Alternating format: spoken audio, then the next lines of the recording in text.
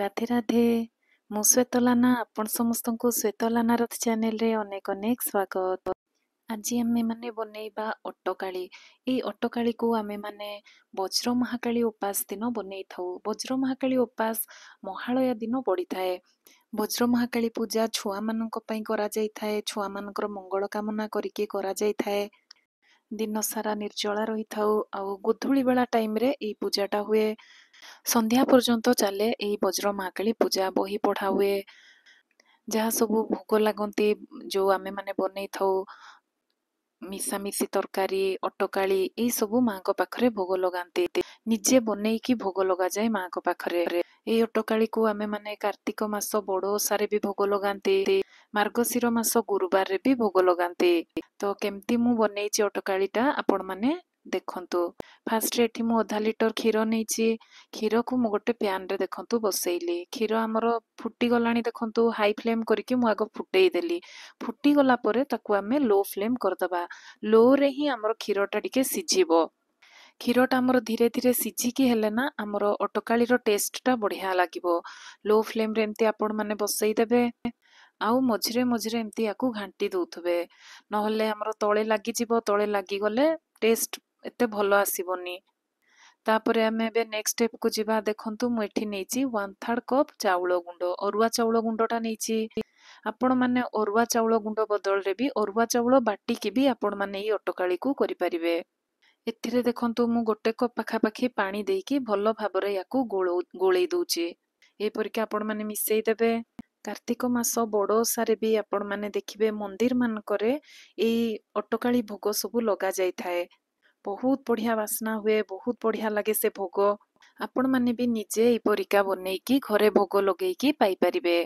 ପୁରା ମନ୍ଦିର ପରିକା ଟେଷ୍ଟ ଆସିବ। ଦେଖନ୍ତୁ ମୁଁ ଭଲ ଭାବରେ ମିଶେଇ ସାରିଲିଣି। ଏବେ ଆମେ ଗୋଟେ ଛୋଟ ନଡ଼ିଆଟେ ନେବା। ନଡ଼ିଆକୁ ଆମେ ନେଇକି ତାକୁ ଛୋଟ ଛୋଟ କରିକି ଆମେ ଏମିତି କାଟିଦେବା। ପୁରା ଛୋଟ ଛୋଟ ସାଇଜର କାଟିବେ। ଏଇପରିକା ନଡ଼ିଆଟା ପକେଇଲେ ବହୁତ ବଢ଼ିଆ ଟେଷ୍ଟ ଆସେ ଅଟକାଳିର। ଆପଣମାନେ ଚାଉଳର କ୍ୱାଣ୍ଟିଟି ଦେଖିକି ନଡ଼ିଆକୁ କମ୍ ବେଶୀ କରିପାରିବେ।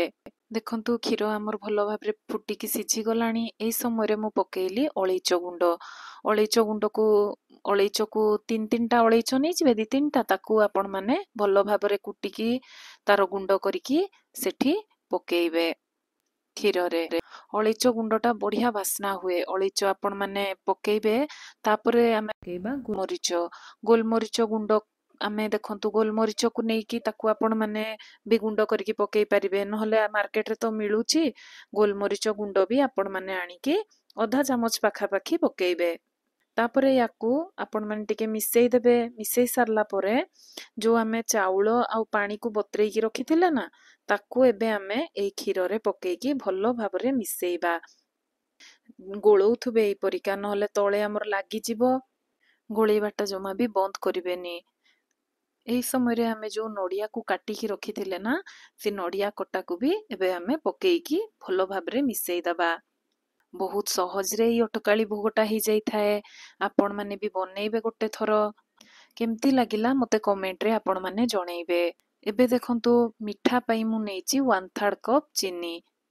1/3 କପ୍ ଚାଉଳ ଗୁଣ୍ଡରେ 1/3 କପ୍ ମୁଁ ଚିନି ନେଲି। ମିଠା ବି ଆପଣମାନେ ଦେଖିବେ, ଯଦି ଆପଣମାନଙ୍କୁ ଟିକେ କମ୍ ମିଠା ଦରକାର ଆଉ ଟିକେ କମ୍ ଚିନି ପକେଇବେ। ଯଦି ଆଉ ଟିକେ ଚିନି ଅଧିକା ଦରକାର ବି ପକେଇ ପାରିବେ। ଅଧିକା ମିଠା ଯଦି ଅଧିକା ଦରକାର, ଚିନି ଅଧିକା ଟିକେ ପକେଇଦେବେ। କିନ୍ତୁ 1/3 କପ୍ ଚାଉଳ ଗୁଣ୍ଡରେ 1/3 କପ୍ ଚିନିରେ ପୁରା ପରଫେକ୍ଟ ମିଠା ହେଇଯାଇଥାଏ। ଦେଖନ୍ତୁ ଫୁଟିକି ପୁରା ସିଝିଗଲାଣି। କେତେ ବଢ଼ିଆ ଆମର ଆସିଗଲାଣି। ଆଉ ଥଣ୍ଡା ହେଇଗଲେ ବି ଆଉ ଟିକେ ଆମର ବସି ଯାଇଥାଏ। କେତେ ସହଜରେ ଦେଖନ୍ତୁ ଆମର ଅଟକାଳିଟା ବନେଇ ଯାଉଛି। ମାର୍ଗଶିର ମାସ ଗୁରୁବାରରେ ବି ଆପଣମାନେ ବନେଇକି ମାଙ୍କୁ ଭୋଗ ଲଗେଇବେ। ମାଙ୍କୁ ବି ବହୁତ ପ୍ରିୟ ଏଇ ଅଟକାଳି ପ୍ରସାଦଟା। ଆପଣମାନେ ବନେଇବେ। ଆଉ କାର୍ତ୍ତିକ ମାସରେ ବଡ଼ ଓଷାରେ ବି ଆପଣମାନେ ଏଇ ଅଟକାଳିକୁ ବନେଇକି ଭୋଗ ଲଗେଇବେ। ଦେଖନ୍ତୁ କେତେ ସୁନ୍ଦର ଆମର ହେଇଗଲା। କେତେ ବଢ଼ିଆ ହେଇଛି ଦେଖନ୍ତୁ। ଏବେ ମୁଁ ଗୋଟେ ବାଉଲରେ ବାହାର କରିଦେଲି। ଆଉ ତା ଉପରେ ଟିକେ ଏମିତି ଗୋଲମରିଚ ଟିକେ ସଜେଇ ଦେଇଛି। ଦେଖନ୍ତୁ କେତେ ସୁନ୍ଦର ଦେଖାଯାଉଛି ନା। କେତେ ବଢ଼ିଆ ଦେଖାଯାଉଛି। ଆଉ ଖାଇବାରେ ବି ବହୁତ ଟେଷ୍ଟି ଲାଗେ। ଆପଣମାନେ ବନେଇବେ ଆଉ ମୋତେ ଜଣେଇବେ କେମିତି ଲାଗିଲା। ଯଦି ଆପଣମାନେ ମୋ ଚ୍ୟାନେଲରେ ନୂଆ ହେଇଥିବେ ସବସ୍କ୍ରାଇବ୍ କରିବାକୁ ଭୁଲିବେନି। ଯେତେ ପାରିବେ ଆପଣମାନଙ୍କର ଫ୍ରେଣ୍ଡ ଫ୍ୟାମିଲିଙ୍କ ସହ ସେୟାର କରିବେ। ଏବେ ଦେଖନ୍ତୁ ଆମେ ଆମର ଶ୍ରୀ ରାଧା ଗୋବିନ୍ଦଙ୍କୁ ଅର୍ପଣ କରିବା। ତୁଳସୀ ପକେଇକି ଭଗବାନଙ୍କୁ ଅର୍ପଣ କରିବା। ତୁଳସୀ ପକେଇଲେ ହିଁ ଆମର ପ୍ରଭୁ ପାଇଥାନ୍ତି।